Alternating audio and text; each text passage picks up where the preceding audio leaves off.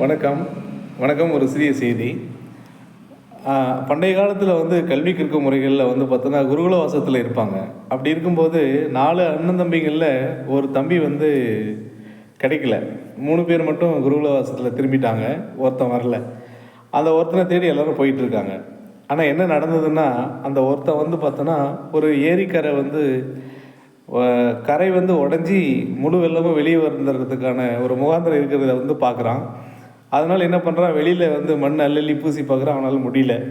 ஆனால் அந்த நீர் கசிவு வந்து அதிகமாகிட்டே இருக்குது.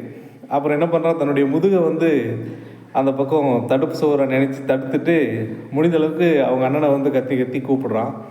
அப்புறம் கூப்பிட்டாலும் யாரும் வர மாதிரி தெரில. அப்புறம் சோர்வடைஞ்சு ஒரு மயக்க நிலையில் அவன் அந்த கசிவை தடுத்து நிறுத்திட்டு அவன் அந்த இடத்துல நின்றுட்டுருக்கான்.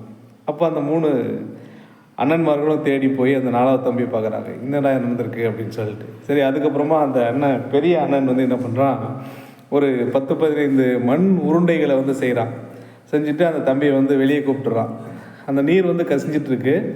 அந்த நீர் கசிஞ்சிட்டு இருக்கும்போது மண் உருண்டையை போடும் பொழுது அந்த நீர் வெளியே வர திசை நோக்கி அந்த மண் உருண்டைகள் ஒவ்வொன்றும் அந்த இடத்துல உள்ளே போயிட்டு அந்த நீர் கசிவை வந்து தடுத்து நிறுத்துது.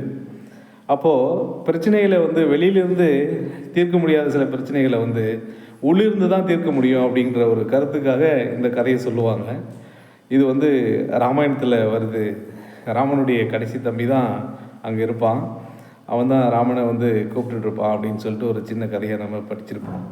இதுபோல் நிறைய வாழ்வியல் தத்துவங்களை உள்ளடக்கியது தான் ராமாயணம்.